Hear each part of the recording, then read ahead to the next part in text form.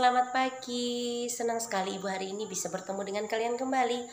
Hari ini hari Senin, kita bersama-sama masih mempelajari tema 6, di mana hari ini kita masuk ke subtema 3, di mana kita akan mempelajari pada pembelajaran 1 dan 2 di materi pembelajaran atau mata pelajaran IPA dan Bahasa Indonesia.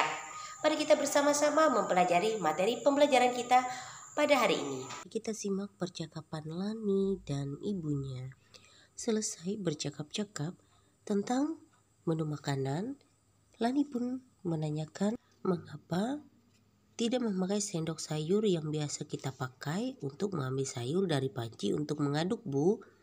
Ibu pun menjawab, tahukah kamu sendok sayur yang biasa kita pakai ini terbuat bahan apa?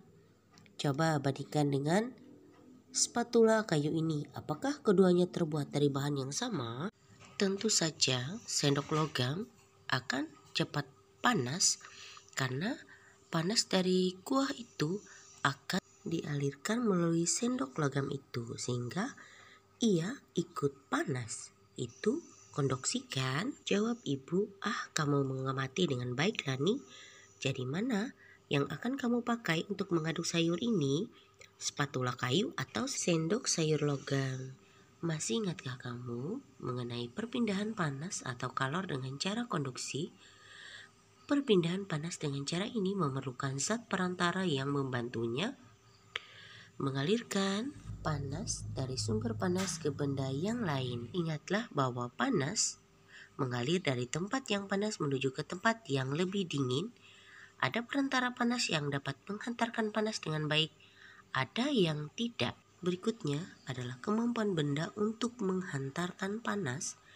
Yang pertama adalah konduktor, isolator, dan yang ketiga semikonduktor. Konduktor merupakan bahan yang dapat menghantarkan panas dengan baik.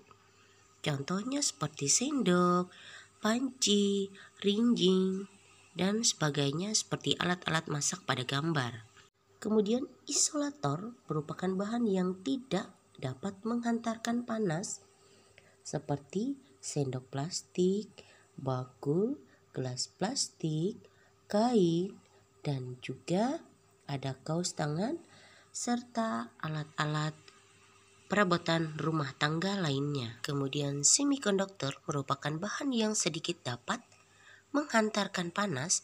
Contohnya alat-alat elektronik biasanya terdapat di dalam mesin televisi dan juga mesin-mesin elektronik lainnya. Berikutnya jenis perpindahan kalor di konduksi.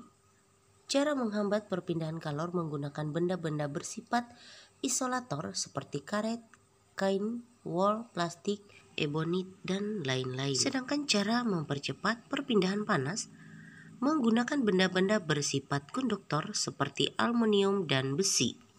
Jenis perpindahan kalor, konveksi, dan radiasi. Cara menghambat perpindahan kalor yaitu menjauhi atau memadamkan sumber panas. Kemudian cara mempercepat perpindahan panas, memperbesar sumber panas, seperti menambahkan jumlah kayu bakar agar api semakin besar. Perhatikanlah gambar di bawah ini. Yang pertama setrika digunakan untuk merapikan pakaian dan juga panci yang biasa digunakan untuk memanaskan air yang terdiri atas bahan yang berbeda. Ada bahan yang berfungsi sebagai konduktor, ada yang berfungsi sebagai isolator. Pada gambar, isolator berguna untuk mencegah panas dari sumber panas yang dialirkan ke pengguna, baik setrika dan juga panci.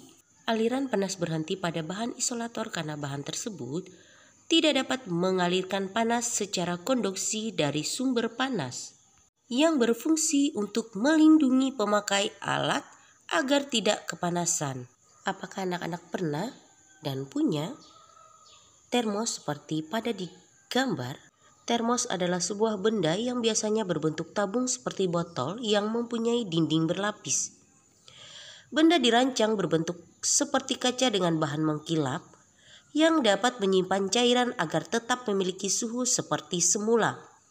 Dengan dinding termos yang dirancang seperti kaca, maka kalori yang terdapat pada air panas tersebut tidak akan berpindah dengan cepat. Pencipta termos pertama kali pada tahun 1902 adalah James Dewar. Ia menemukan cara membuat botol hampa udara yang dilapisi perak untuk mempertahankan panas. Botol hampa udara itulah yang kemudian menjadi cikal bakalnya lahirnya termos. Botol hampa udara buatan James Dewar dan penutup wol buatan mertuanya sampai sekarang dapat dilihat di Museum Ilmu Pengetahuan di London. Nah sekarang, apakah kalian masih ingat informasi yang penting dari sebuah teks dengan mengetahui kata kuncinya? Yang mana kata kunci adalah kata-kata yang penting dan sering muncul di dalam sebuah teks bacaan. Sebagai contoh dapat anak-anak ibu baca teks bacaan bahan konduktor dan isolator yang ada pada halaman 137 dan 138 pada tema 6. Selesainya membaca teks bacaan, sekarang kita akan memahami arti kata dan juga membuat kalimat dari teks bacaan tersebut. Kata bahan yang artinya bahan yang akan dibuat menjadi satu benda tertentu. Selanjutnya kata kunci atau kalimat yang sering muncul pada teks tersebut yaitu benda yang dapat menghantarkan panas disebut dengan konduktor. Demikianlah penjelasan materi pembelajaran kita pada hari ini, baik IPA dan juga Bahasa Indonesia. Sampai bertemu di pembelajaran berikutnya.